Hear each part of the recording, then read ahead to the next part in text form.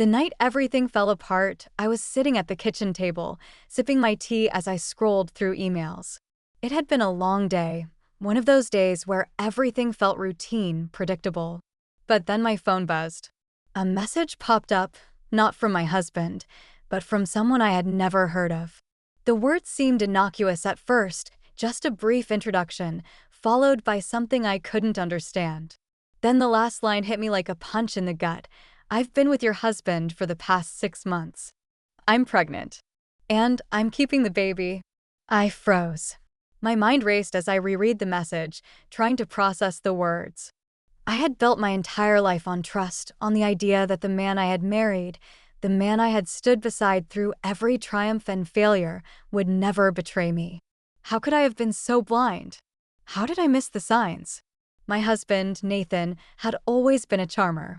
The kind of guy who could win people over with a smile, the kind who made me feel special every day. But now, as the reality of what he had done hit me, I could barely breathe.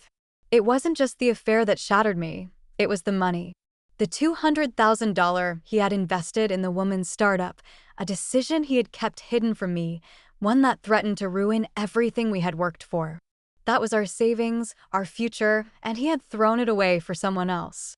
I stared at the message for a moment longer, fighting the rush of emotions threatening to overwhelm me. Anger, betrayal, fear. I had a choice to make, a decision that would shape the rest of my life. I could cower, let him win, let him destroy everything I had built. Or I could take everything back. And that's exactly what I planned to do. The gloves were off, and I was no longer the woman who was willing to stay silent in the face of betrayal. It was time for payback, and I wasn't going to let anyone, especially him, get away with this. The days that followed the message were a blur, each moment more painful than the last. I kept replaying the conversation in my mind, searching for some clue, some moment where Nathan's behavior might have given it away. The more I searched, the more I felt like a fool. How had I not seen it? How had I not felt the coldness in our relationship, the distance that had been growing for months, if not years? Was I too absorbed in my own ambitions to notice the cracks forming in our marriage? Or had Nathan been so good at hiding the truth that I was never meant to know? Nathan and I had been together for over 10 years. I was 32, and he was 35 when we met, both fresh out of college, ready to build our futures. He was charismatic and charming, always able to make people laugh and feel at ease. In the beginning, I admired his confidence and drive. He was a man who knew what he wanted, and I was drawn to that certainty. Our life together seemed so perfect from the outside. A beautiful home, a growing business, and a relationship that, for the most part, had felt solid. But now, all of that was in question. I found myself questioning not just Nathan, but my own judgment. What had I missed? How had I failed to protect myself, to see the cracks that had grown under the surface?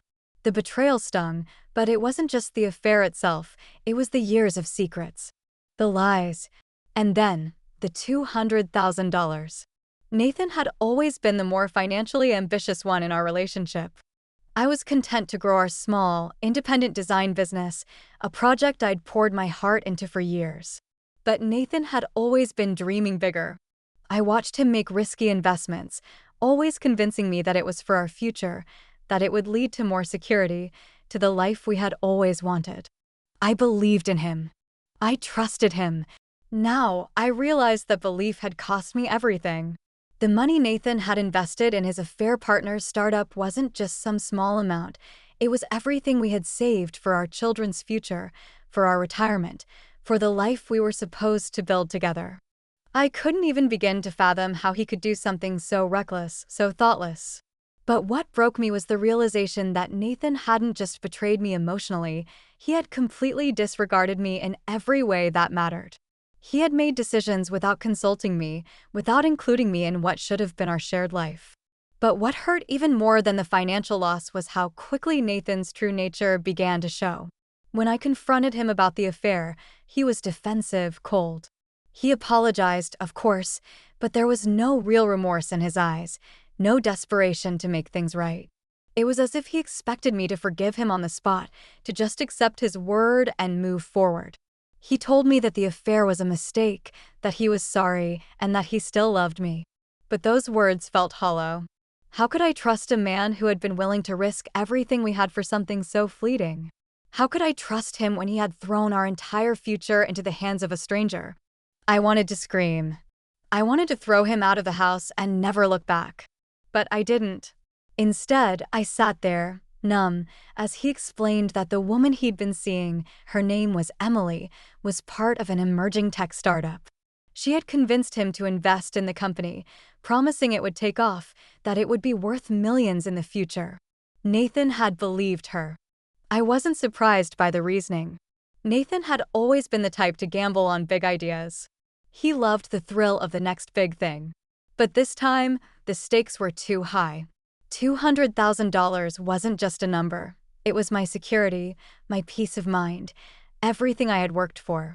How could he throw it all away so casually, all for the chance of impressing a woman who clearly had no respect for our relationship, for what we had built together? Why didn't you tell me about it? I asked, my voice barely a whisper. Nathan hesitated. I didn't think it would be that big of a deal. I thought it was a good investment. I didn't want to worry you. I stared at him, trying to understand his logic. You thought it wasn't a big deal? Nathan, this is our life savings. You made a choice without consulting me, without even considering how it would affect us. You risked everything for someone you barely know. He ran a hand through his hair, clearly uncomfortable. I didn't mean for any of this to happen. It wasn't supposed to go this far. I got caught up in it. And then it just happened. I didn't plan for any of this. It wasn't just the affair that cut deep. It was the way he belittled everything I had contributed, everything we had built together. As if my concerns, my dreams, didn't matter. As if I didn't deserve to be a part of those decisions. This wasn't the first time Nathan had dismissed my feelings, but now it was too much. Over the following weeks, I could feel the tension building between us. Nathan wanted to fix things, but he was too proud to admit how deeply he had hurt me. He wanted to act like everything could go back to normal, as if the betrayal hadn't shaken the very foundation of our marriage.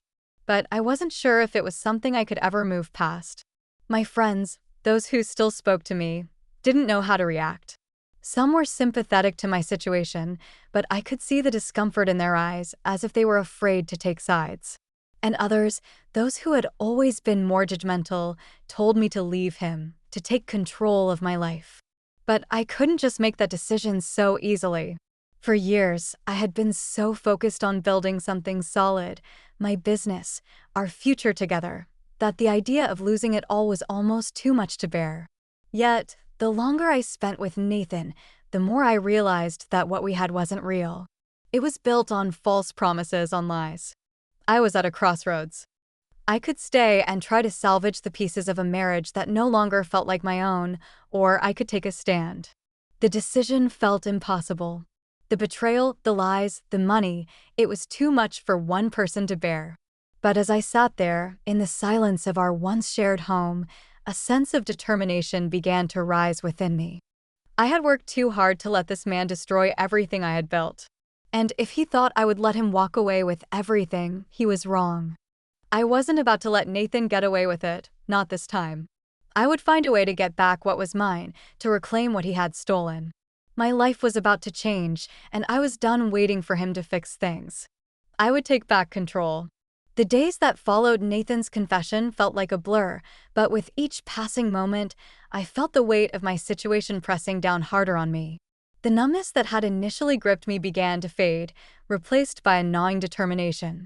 I had been betrayed in the worst possible way, not just emotionally, but financially, and the realization that my future was at risk fueled something deep within me. For the first time in years, I felt a spark of life, of energy that I had buried under the weight of our relationship. It was time to reclaim what was mine. Nathan tried to act like everything was normal. He went to work, came home, and we shared meals, but there was a coldness between us, an unspoken tension that hung in the air. I couldn't look at him without seeing the man who had lied to me, the man who had sacrificed our life together for a fleeting affair. Every time he touched me, I recoiled, not just from the physical betrayal, but from the emotional distance that had grown between us. I spent most of my days away from the house, buried in my work. My design business had always been my passion, but it had taken a back seat in recent years to Nathan's ventures. Now, I threw myself into it with a vengeance, pouring all of my energy into growing it and proving to myself that I didn't need Nathan to succeed. In the midst of the chaos, my business flourished. Clients came to me for my unique designs, and I started seeing the results of my hard work. I was finally gaining the recognition I had always deserved. But Nathan's actions had set a fire in me that couldn't be extinguished. I needed more than just success in my business. I needed retribution. I knew that Nathan's affair and the $200,000 investment were tied together, but I didn't yet understand the full extent of what had happened. I needed to dig deeper to uncover every detail of his betrayal. For days, I went over every financial document I could get my hands on, meticulously sifting through emails and bank statements, looking for any sign of a traceable transaction. It was tedious work, and every new discovery only stung more deeply. The money had been funneled into an offshore account tied to Emily's company, but what I couldn't understand was why Nathan had been so reckless. Why had he ignored all the signs that something wasn't right with her? Why hadn't he consulted me? The deeper I dug, the more I realized how deeply entangled Nathan had become in Emily's world. It wasn't just an affair, it was an investment. A desperate, blind investment that had cost him everything we had worked for. And now, it was my turn to make him see the price of his actions. I knew that confronting him about the financial details wouldn't work. Nathan had already shown me that he wasn't open to listening. He was more interested in defending himself, in downplaying the magnitude of his mistake. So I had to think differently. I had to find a way to take control of the situation, to turn the tables on him. He had betrayed me, and now I was going to make sure he paid the price. Over the next few weeks, I began researching Emily's company, tracking her every move. I discovered that her startup was in trouble, that it was running out of funds, and that investors were beginning to pull out. Nathan had put all of his faith and our money into a failing venture. He had risked everything on someone who had lied to him, someone who had played him for a fool. I wasn't going to let that slide. I started reaching out to some of Nathan's old business contacts, people I knew from the early days of our marriage. I knew he had been close to several powerful individuals in the tech world, and I wanted to use that connection to my advantage. It wasn't just about money, it was about proving a point. I needed to show Nathan that he wasn't the only one with power in this situation. The more I learned, the more I realized how connected Emily's startup was to some of the people Nathan had once considered allies. She wasn't just some random woman, she was part of a network of people Nathan had brushed shoulders with for years. It was all coming together. The puzzle pieces were fitting into place, and I saw my opportunity. One afternoon, as I was going over the details of Emily's company's financial situation, my phone rang. It was a number I didn't recognize, but something told me to answer. On the other end of the line, a voice I didn't recognize spoke to me with urgency. "Is this Mrs. Everett?" the voice asked. "Yes," I replied cautiously, my heart pounding. "Who is this?" "My name is Samantha Harris. I'm with the law firm Dillard & Company. I believe you may be interested in a case we're handling." I felt a wave of unease wash over me. "What case?" "It's about Emily Clark's startup," Samantha said. "We've been looking into their financials, and we've uncovered something that might interest you. I believe your husband, Nathan Everett, is involved." My stomach dropped. I had been so focused on taking action myself that I hadn't thought about what others might know. The thought that someone else was investigating this gave me a strange sense of validation, but also fear. This wasn't just my fight anymore, it was becoming a legal one.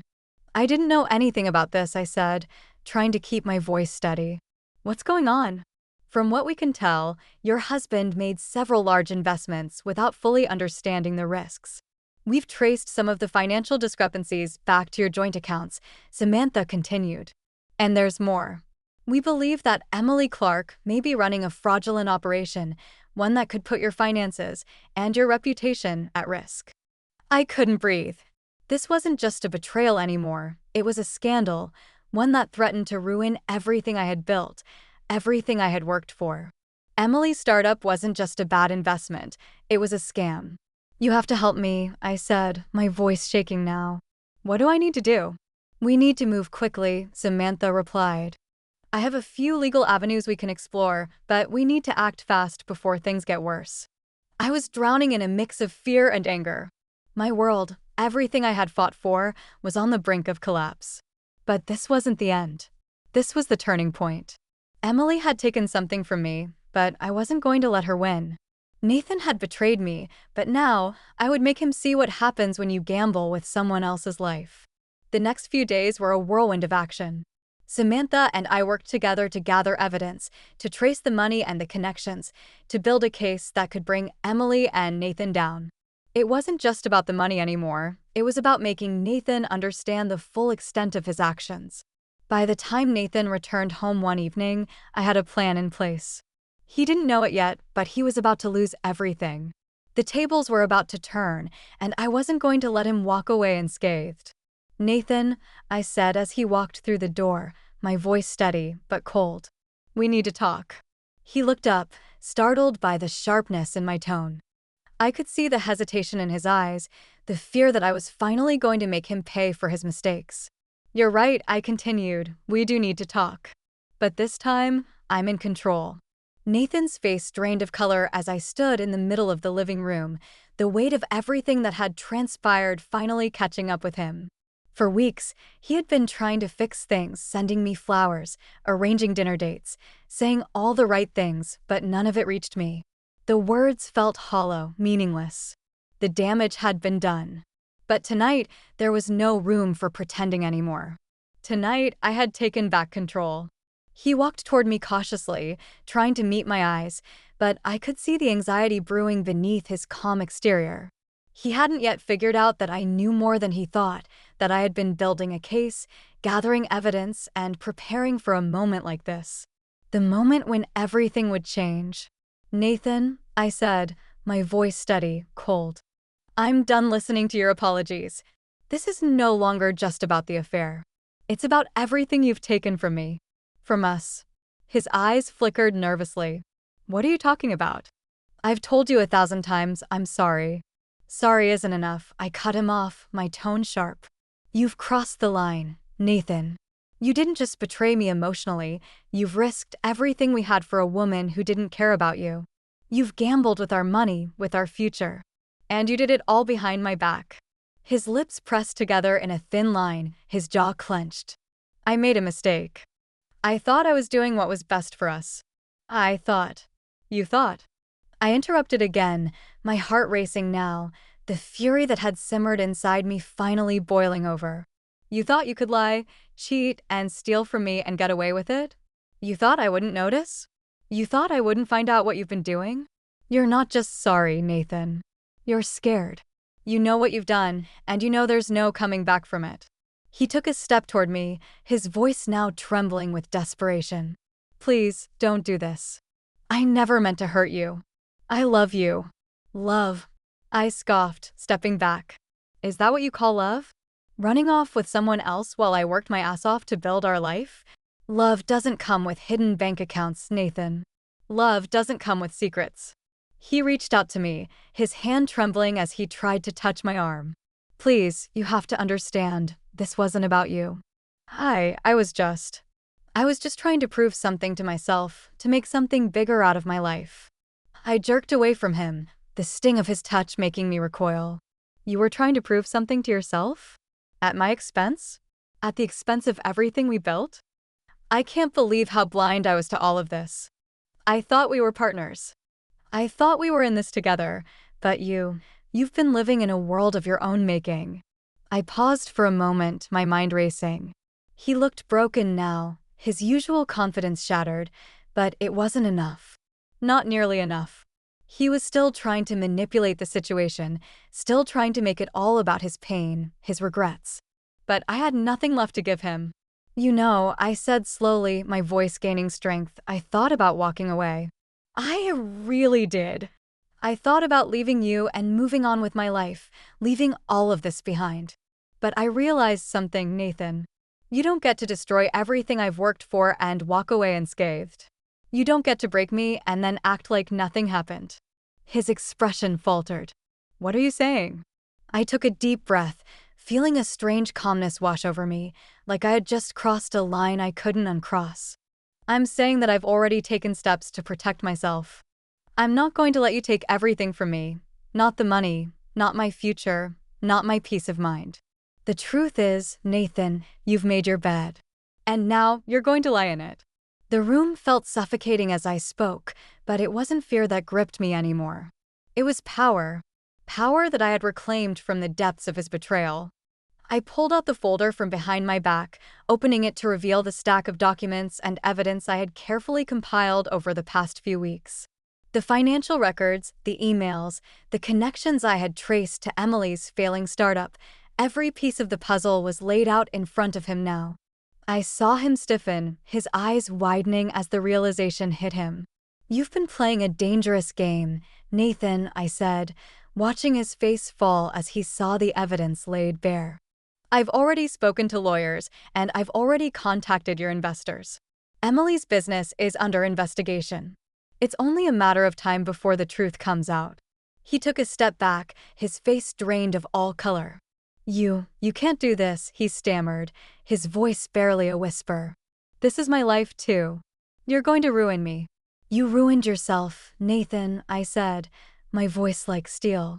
"And you'll face the consequences, just like I'm facing them. You don't get to destroy everything I've worked for and just walk away. You don't get to think I'll just forgive you and pretend this didn't happen. You have to pay the price. And you will." I let the weight of my words sink in as he stood there, frozen, unable to move, unable to speak. He had no power here anymore. No control. For the first time in years, I felt like I was standing in the light, no longer trapped in the shadows of his betrayal. I looked at him one last time, my heart still pounding with the adrenaline of the moment, but a strange sense of clarity settling in. "This is over, Nathan," I said softly. "It was over the moment you chose her over me. Don't ever come back to me. Don't ever think that you'll get another chance. You've lost everything. And I'm taking back everything you stole from me." As I turned and walked out of the room, I didn't look back. For the first time in years, I was free. The days after that night felt surreal. I had expected some kind of immediate relief, some grand sense of satisfaction from finally confronting Nathan, from exposing the full extent of his betrayal. But instead, I found myself in a haze, processing everything that had happened, everything I had uncovered. The shock of it all was still sinking in. The betrayal, the money, the years of secrets. It was all too much to digest at once. But one thing was clear, I had taken control of my life. I had chosen to stand up for myself, and now there was no going back. Nathan was gone, staying at a hotel, or at least that's what he told me when he briefly reached out after our confrontation. I didn't take his calls. I didn't want his explanations or his remorse. He had had his chance to make things right, and he had thrown it all away. Now, he was a shadow of the man I had once trusted, and I couldn't allow him to waltz back into my life as if nothing had happened. But as much as I wanted to sever all ties with him, the reality of what had happened to my finances kept pulling me back. I couldn't pretend that everything was fine, that I could just walk away and rebuild without facing the consequences of Nathan's decisions. There was still the matter of the $200,000. It wasn't just the money, it was the trust he had shattered, the future he had jeopardized. Emily's startup was in freefall, and her connections to Nathan's financial network were beginning to unravel. The investigation I had helped initiate was gaining momentum, but the legal battles were just beginning. I found myself working closely with Samantha, the lawyer who had contacted me about Emily's startup. She had been invaluable in helping me navigate the complexities of the financial mess Nathan had created. Together, we uncovered more layers to the story than I had initially realized. Nathan had been more deeply involved than I had known. He wasn't just an investor, he had been a key player in convincing others to invest. He had sold them on the idea of a new tech boom, using our money as leverage to bring in more funds. But it was all built on shaky promises and empty words. The legal process moved slowly, but it moved forward. Samantha filed a civil suit against Nathan and Emily, claiming damages for the loss of my personal assets and the risks to my business. It wasn't just a fight for money, it was a fight for my dignity, my reputation. I wasn't going to let them take everything from me and walk away unscathed. The more I spoke with the lawyers, the more I realized the magnitude of what Nathan had done. It wasn't just about money. It was about his complete disregard for me, for our life together. But amid the chaos, something else began to happen. My business, the one Nathan had tried to overshadow with his grandiose dreams, began to thrive. Clients who had heard whispers about Nathan's financial debacles reached out to me, eager to work with someone they saw as trustworthy, someone who had weathered the storm. I was still shaken by the weight of everything, but I began to feel a sense of pride in what I had built. It wasn't just about reclaiming the $200,000, it was about proving to myself that I was capable of rebuilding from the ground up. I was no longer just the wife who stood by her husband's side. I was a woman in control of her destiny. A few weeks after the confrontation with Nathan, I received a call from one of the investors who had been swindled by Emily's startup. He had been following the legal developments, and he had heard about my role in bringing the whole operation to light. His name was David Harris, a successful tech entrepreneur who had lost a significant portion of his fortune to the same scam. He wasn't just reaching out to me as a victim, he was reaching out as a partner. "I've been impressed with how you've handled this, and I wanted to offer you a business opportunity," David said when I picked up the phone. "I've been watching your design work, and I think you've got a real vision. There's an opening in one of my companies that I think could benefit from your talents." His offer wasn't just a lifeline, it was a chance for me to prove to myself that I could do more than survive. I could thrive. I could build something of my own, independent of Nathan, independent of any man. "I appreciate the offer," I told him, my voice steady but full of emotion. "And I think it's exactly what I need. It's time to take control of my life and my career." David and I agreed to meet the following week to discuss the specifics of the opportunity. But before I could get too excited, I had to make sure that Nathan's legal situation didn't interfere with my plans. Samantha worked tirelessly to ensure that Nathan was held accountable for the financial damage he had caused. In the end, Nathan agreed to a settlement, paying back a portion of the money he had invested in Emily's failing startup, but the real victory came when the full scale of his involvement was exposed in court. Nathan's reputation was irrevocably damaged, and Emily's business folded under the pressure of the investigation. By the time everything settled, I found myself standing in a new reality. I wasn't the woman who had been betrayed and left in the dust. I wasn't the woman who had stood by silently as her marriage crumbled. I was a woman who had taken everything back. I had fought for my future, for my financial independence, and I had emerged victorious. I remember one particular afternoon, sitting in my newly renovated office, looking out at the view of the city skyline. My phone rang again, and this time it was Nathan. I hadn't heard from him in weeks, and I wasn't sure I was ready to pick up. But something told me I should. I answered the phone slowly, bracing myself for whatever he had to say. "Please, just hear me out." Nathan's voice came through the receiver, strained and desperate. "I've lost everything, but I'm trying to rebuild. I don't expect you to forgive me, but I need you to know that I regret everything." I paused for a moment, the words hanging in the air. But I had nothing left to give him. I had already moved on. "I don't need your apologies, Nathan," I said firmly, my voice unwavering. "I've already taken back everything you took from me. I'm not looking back." With that, I hung up the phone, feeling the weight of that final decision lift off my shoulders. It was done. I had let go. I had reclaimed my power, my life. And now it was time to move forward. As I sat back in my chair, the realization hit me: the future was mine. And no one, especially not Nathan, could take that from me. The world outside my office window was vibrant, full of life and possibilities, and for the first time in a long time, I felt the weight of my past lifting off my shoulders. It had been months since I confronted Nathan, and every day had been a step forward, a chance to rebuild, to reclaim the life I had nearly lost. I had taken back everything: my dignity, my business, my future, and the process hadn't been easy. But now, standing on the other side of it, I realized just how much strength I had within me. I had always been the type of person who put others first. I had spent years supporting Nathan, believing in him, sacrificing my own dreams for the sake of our marriage. But his betrayal had shown me something vital. I had to believe in myself. I had to be my own advocate. And through that painful journey, I had learned how powerful I could be when I fought for what was mine. Nathan's calls had stopped, his attempts to reach me long gone, and I had learned to let go. The echoes of our past no longer haunted me. The anger had faded, replaced by a quiet confidence. I had nothing left to prove to him or to anyone else. The relationships I had built in the wake of that betrayal were real. They were based on mutual respect, on trust, and I would carry those with me into the future. Looking back, I knew I could never be the same person I was before. The betrayal had reshaped me, but it hadn't broken me. It had made me stronger, sharper, more determined. I wasn't defined by Nathan's mistakes anymore. I was defined by how I chose to rise from the ashes, how I chose to rebuild from the wreckage. And as I picked up the phone to finalize my next big business deal, I couldn't help but smile. Life was full of surprises, and for once, they were all on my terms.